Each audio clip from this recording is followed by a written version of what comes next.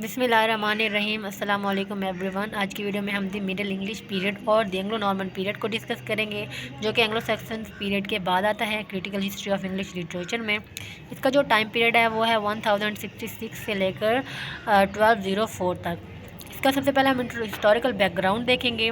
The Normans who were residing at Normandy France, their king William defeated the last king of Anglo Saxon. तो जो Normans थे जो कि France में रह रहे थे नॉर्मैंडे में, उनका जो किंग था विलियम, उसने डिफ़ीट किया था एंग्लो सैक्सन को। जो कि मैंने जो एंग्लो सैक्सन की वीडियो बनाई है उसके अंदर लास्ट में बताया गया है कि जो विलियम था, जो इनका किंग था नॉर्मन्स का, उसने एंग्लो सैक्सन के किंग को डिफ़ीट किया था और इसके ऊपर ऑक्यूपाई कर लिया था एंग्लो सैक्सन जहाँ पे रह रहे थे।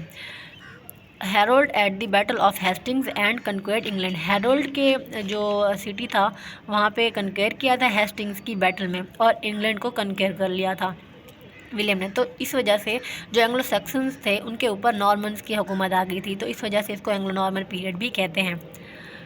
Changes brought by Norman. तो नॉर्मन जो थे उन्होंने बहुत से चेंजेस लाए थे एंग्लो सैक्सन्स के लिटरेचर में। दी foreign types of literature introduced after the Norman conquest. तो इस तरह से जो, क्योंकि नॉर्मन जो थे वो फॉरेन थे, तो इस वजह से जो लिटरेचर इंट्रोड्यूस कराया गया था वो फॉरेन टाइप का था।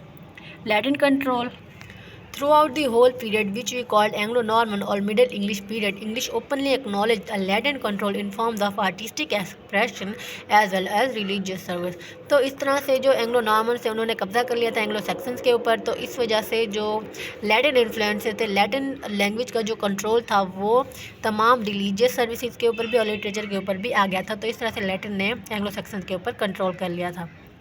नेक्स्ट है one nation. After Norman conquest the Anglo Saxons lost their initial hostility and become one nation. तो नॉर्मन ने जब कन्क्वेयर कर लिया था एंग्लो सैक्सन को, तो एंग्लो सैक्सन ने उनकी जो इनिशियल हॉस्टिलिटी थी, उनकी जो आइडेंटिटी थी, उसको एक साइड पे कर लिया था और एक नेशन बन गए थे। Because the Anglo Saxon greatly needed an external stimulus and they were inspired by a new vision. क्योंकि एंग्लो सैक्सन्स को जो ज़रूरत थी एक एक्सटर्नल स्टिमुलस की, और वो न्यू विजन से इंस्पायर हो रहे थे of greater future after the conquest of Normans. और उनको लग रहा था कि उनका जो फ्यूचर है वो ग्रेट हो जाएगा, बहुत ज़्यादा अच्छा हो जाएगा, क्योंकि नॉर्मन्स ने उनको कनक्वेयर कर लिया था। Artisans, traders, etc. The Normans not only brought with them soldiers, artisans and traders. जो नॉर्मन्स थे वो अपने साथ आर्टिजन्स को लाए थे, सोल्जर्स को लाए थे और ट्रेडर्स को लाए थे, बल्कि उन्होंने फिर स्कॉलर्स को भी इम्पोर्ट किया था ताकि वो नॉलेज को रिवाइव कर सकें, नॉलेज को गेन कर सकें। और उन्होंने क्रॉनिकलर्स भी मंगाए थे ताकि वो मेमोरेबल इवेंट्स को रिकॉर्ड कर सके, और मिन्स्ट्रल्स जो होते हैं उनको बुलाया था ताकि विक्ट्रीज़ को सेलिब्रेट कर सकें, और सिंग ऑफ एडवेंचर एंड लव, ताकि वो सॉन्ग गा सकें एडवेंचर एंड लव के। अब डिफरेंस देखते हैं हम Anglo Saxon and Anglo Normans में। The great difference between Anglo-Saxons and Anglo-Normans is the disappearance of Old English poetry. जब Anglo-Saxons के ऊपर Anglo-Normans ने कब्ज़ा कर लिया था, तो इंग्लिश पोइट्री जो है वो, ओल्ड इंग्लिश पोइट्री जो है वो डिसअपेयर हो गई थी। जैसे कि मैंने आपको पहले भी बताया है पिछली वीडियो में, एंग्लो-सैक्सन्स की जो वीडियो मैंने बनाई उसमें मैंने आपको बताया है कि बहुत सी पोइट्री जो है एंग्लो-सैक्सन्स की वो ख़त्म हो गई है, वो लॉस्ट हो गई है, क्योंकि ये बहुत ही ओल्ड पीरियड था। और एंग्लो नॉर्मन्स के कन्क्वेस्ट के बाद जो इनकी ओल्ड इंग्लिश पोइट्री है वो डिसअपेयर हो गई थी, वो कहीं खो गई थी। There is nothing during Anglo Norman period like Cynewulf and the fall of angels. जो एंग्लो नॉर्मन का पीरियड था उसमें लिटरेचर में सेनेवुल्फ और the fall of angels type की किसी भी पोएम का जो है वो हमें नहीं मिलता देखने को। इस टाइप की कोई भी पोएम्स नहीं देखने को मिलती, क्योंकि इसमें जो पोइट्री थी उसको इतनी ज़्यादा प्रोग्रेस नहीं मिली थी एंग्लो नॉर्मन पीरियड में। Anglo Saxon poetry has ideas and manners of its own. Anglo Saxons की जो पोइट्री थी उसमें उनके जो आइडियाज़ थे उसके अपने मैनर्स थे। It comes to perfection and then it dies away. जो पोइट्री थी एंग्लो सैक्सन की वो परफेक्ट हुई थी, लेकिन फिर वो अचानक से ही ख़त्म हो गई थी। As with the new forms of language and under new influence the political education started again. तो इस तरह से नई लैंग्वेज के इन्फ्लुएंस में जो न्यू फॉर्म्स ऑफ लैंग्वेज थी और न्यू इन्फ्लुएंसेस जो थे, क्योंकि एंग्लो नॉर्मन्स के इन्फ्लुएंसेस आ गए थे, जो पोलिटिकल एजुकेशन थी उसको दोबारा से स्टार्ट कर दिया गया था।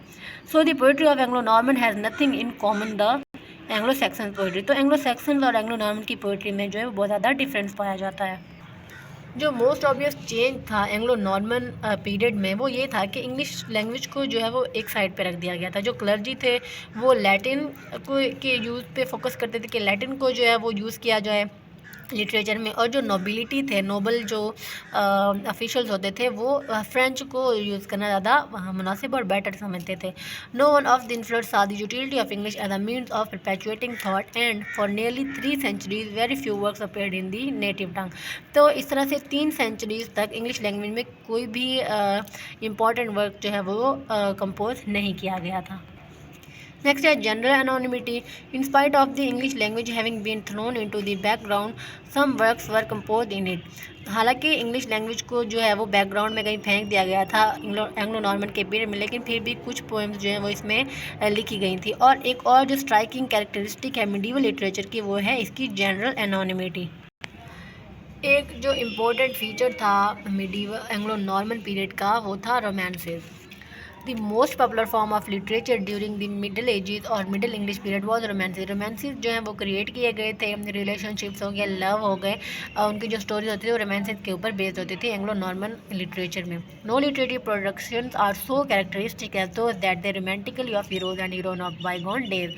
तो जो बाईगॉन डेज जो कि गुजर चुके हैं, जो दिन उनके हीरो एंड हीरोइन जो होते थे उनकी रोमांटिकली और रोमेंटिकलिटी को जो है वो एक्सपोज किया गया है, डिस्क्राइब किया गया है एंग्लो नॉर्मन लिटरेचर में। These romances are notable for their stories rather than poetry. और ये जो रोमांसेस होते थे, इनकी जो स्टोरीज होती थी वो ज़्यादा इंपॉर्टेंट होती थी, ना कि इनकी पोइट्री के। मेंटल रिक्रिएशन हुई थी, क्योंकि जो स्टोरीज और जो इस टाइप का जो लिटरेचर जब लोग पढ़ते थे उनकी मेंटल रिक्रिएशन होती थी, और जो लोग होते थे वो इससे फ़ायदा उठाते थे।